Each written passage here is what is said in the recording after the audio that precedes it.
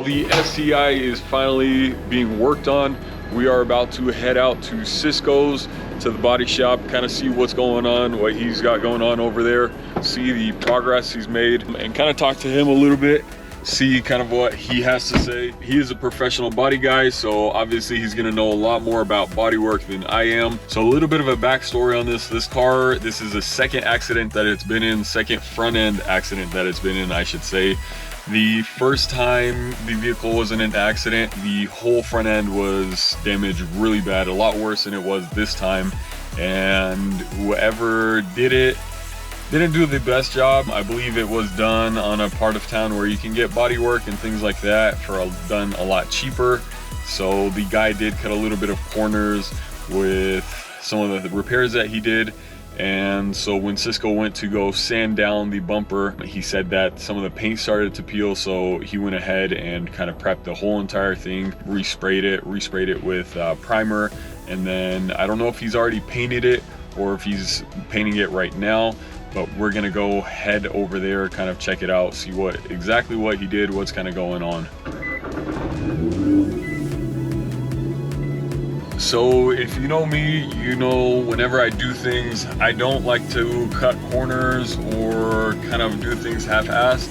So when I told Cisco to do the repair, I told them like, hey, look, if anything needs to be ordered, whether it's OEM screws or a bracket or a brand new bumper or whatever, Subaru parts are really, really cheap. Like really cheap compared to European cars and pretty much like any foreign car other than the Subaru. But like I mentioned in the previous video, the fender was only $200. A brand new bumper was like another $200, which if it was like an Audi or a Mercedes, that front bumper would have probably been well over $1,000, if not closer to $2,000. Like parts on this GTR for like a front bumper are like $2,000. If not more, and that's without any paint, without anything like that. But so I told Cisco, look, I want it done right.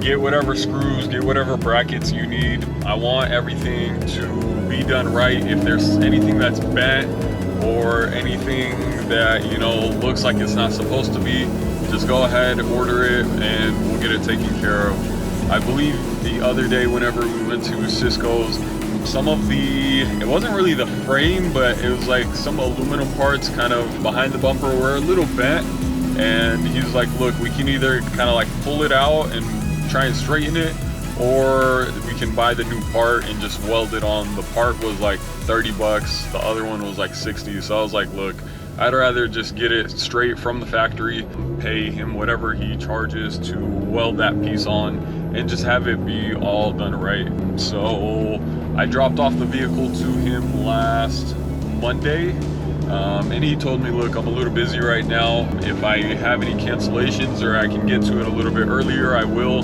but I probably need about 2 weeks or so. And I was like, look, that's cool. Car still needs a whole bunch of work. I still need to get some new tires and whatnot. But yeah, I have the GTR, which I pretty much daily, so he can take as long as he needs with the Subaru, you know, just get it done right. I really don't mind, but I believe he'll be done with the car here in the next couple of days. So once we get there, I'll kind of show you guys the progress that he's made so far, and then obviously I'll show the vehicle to you guys once we're all done.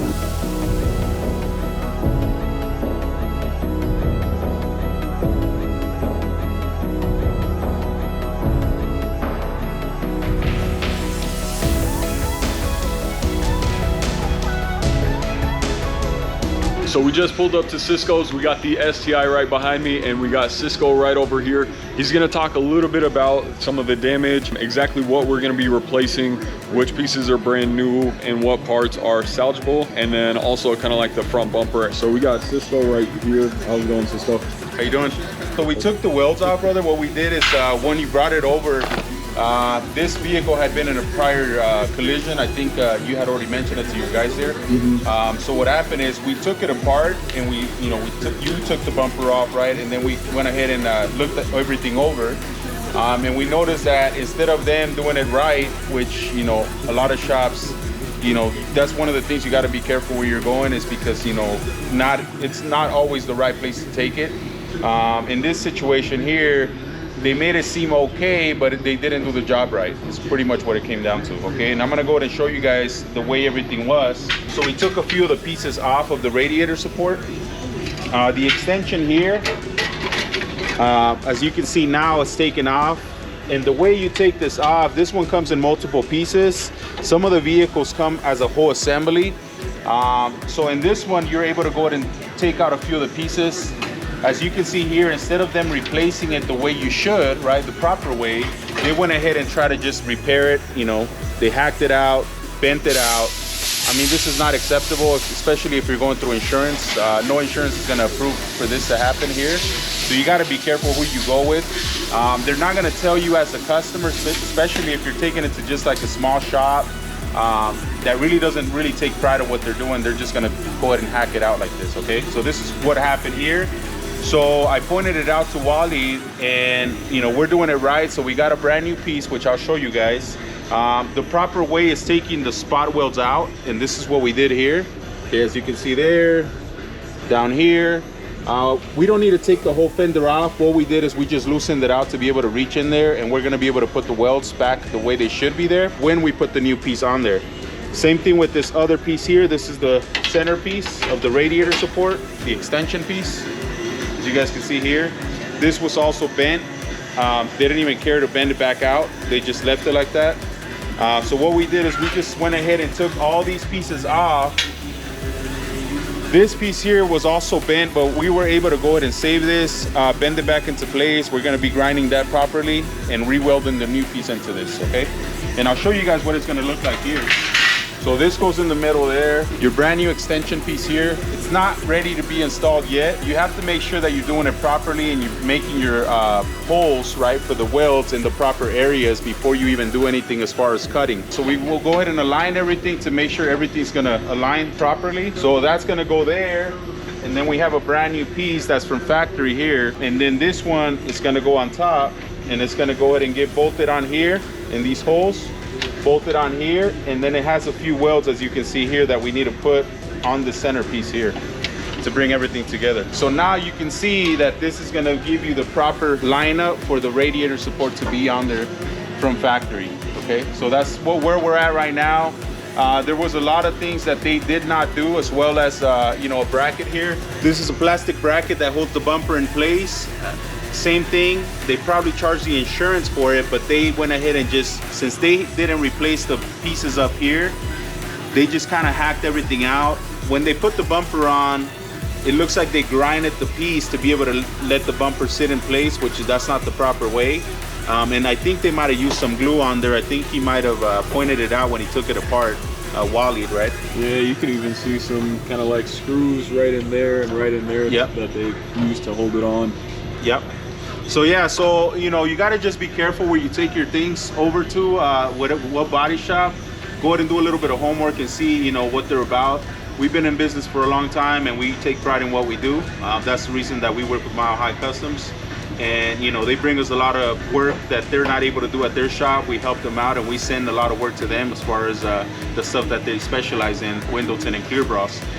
So this is where we're at the moment. I think the next step is going to be when we get back on, where you guys can see all the welds already put on there. And you know, I'll let Wally talk a little more about that. That's pretty much most of the damage. It wasn't too bad. None of the frame or anything like that was damaged, so that's always a good thing. I'll show you guys some pictures of the first time it was damaged. Obviously you guys saw after it was repaired, and then the second time the vehicle was damaged again. But like I mentioned earlier, I told Cisco, you know, I want it done right. I don't want anything to be off or look funky or anything like that. To the driver's side of the fender, it's a brand new fender, and then the bumper, they were able to salvage it. I believe that is on the other side of the shop, if you want to go take a look at that. Come check it out, man. So even on the bumper, they went ahead and they didn't do the proper steps. And even as small as, you know, you guys might think that, you know, if you just get a bumper from online, that you can get it in, just throw some paint on there. Everything has qualities and levels of quality, right? So you can get some cheap paint and put it on there, but if you don't take the proper steps of prepping the panel, it's not gonna last. In this case, that's what they did on this bumper. We have some pictures that Wally's probably gonna go ahead and attach onto the video, but these areas that you see in primer here, they were all peeling, and you can kind of see here. So what we're gonna do is we're gonna come back. We sanded most of it out, kind of seal the area, but it looks like they didn't do the right process. And the process of doing a bumper is you have to put adhesion promoter, right, to be able to make sure that the plastic's gonna accept the base, which is the paint. And then after that, you know, you go ahead and put a sealer on top of that. And after you do the sealer, you let it flash. There's a set time, even with the paints that you're using, that you have to follow, right? The technical data sheets is what they're called. If you're doing that properly, then the paint is gonna adhere properly to the bumper. Then after you do the promoter, you're gonna put the clear on top of everything, and that's gonna seal your proper repair, and that's gonna be a factory finish. That's everything that we do here at the shop. And you know, as you can see, they did not take those steps and didn't do the proper steps, so that's why the bumper was peeling as well. So, but we're gonna make sure that we prep it right, and we, you know, sand everything down again, put the proper steps in, so that way it comes out like if it was done at the factory. Okay, and this is what it looks like right now. So this is what it looks like when it's peeling. You shouldn't be doing this here.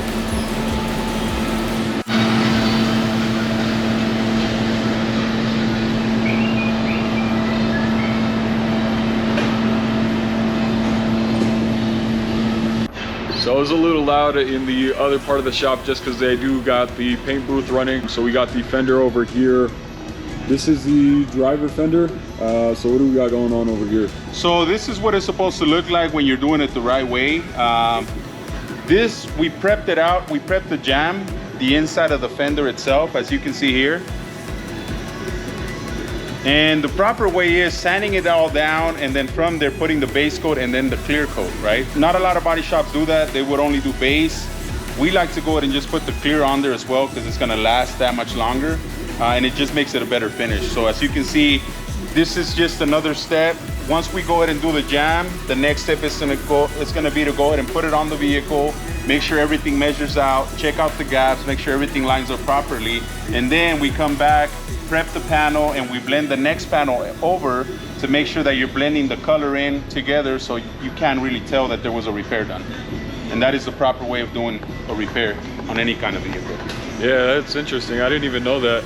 I always thought like, oh, if you're bringing the panel like off the car, just paint the thing off the car and then slap it back on. Yeah, no. But I guess it's a whole other way around. But yeah, so the whole process is because it's so big. Anytime that you're replacing a major panel, even if you mix the paint properly, it's always going to look a little different, just because it's such a big panel that it's going to catch your eye. Even if it's the same color, the same shade, it's going to always look different. So the way you avoid that, and the way to make sure that you only paint it once as well, right, and you're not wasting material, is you want to go ahead and blend into the next panel over. And in this case, we're also going to be doing something on the hood, so we might have to get onto the hood as well. But you know, that's the proper way, and that'll set the body shop apart from any shop, because if they're not doing the blend, which is something critical, you're gonna see some vehicles out there that you can tell the difference on the paint, and that's because they didn't do the blend. So we just left Cisco's. As you guys could see, everything was taken apart on the car, and we got a little bit of an explanation of exactly kind of what was wrong, what he's doing to kind of fix it, to make it look right and make sure it's done right. I talked to him a little bit about when the car is going to be done. He said hopefully by next Wednesday. That is, today's Thursday, so about a week or so. Not too bad. He's just got to weld some things, get everything painted, get everything kind of put back together. I told him to send me a little bit more pictures, just because I do have to head out to the shop, so I really can't get that much footage of him kind of working on it. But I'll try and include as many pictures as I can, just to kind of show you guys exactly kind of like step by step. I did mention in the previous video, one of the headlights was kind of scratched and messed up. I don't know if it's gonna work with just putting it back on, but I am gonna try and get some new headlights. Hopefully maybe get them sponsored, maybe Morimoto or another company. We'll kind of see which way I'm kind of leaning towards and which ones look a little bit nicer. But some new headlights, as soon as we get it back from the body shop, I'm gonna let the paint fully cure. And then we were able to get some matte paint protection film from Lumar. So we're gonna be doing the full body in matte paint protection film. A couple pieces are going to be getting painted gloss black as well, like the door handles, the mirrors, and the hood scoop. And then I'm probably going to be doing black paint protection film on the hood. No, sorry, not the hood, on the roof. With Lumar's black paint protection film. So give it a little bit of a two-tone look.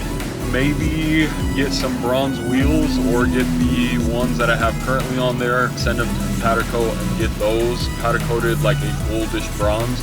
So we'll kind of see. First things first, got to get the body work, got to get the car back, and then we'll start into all the engine mods. But got to get the car looking right. But that'll probably do it for this video. I'm on my way back to the shop. I hope you guys enjoyed this vlog.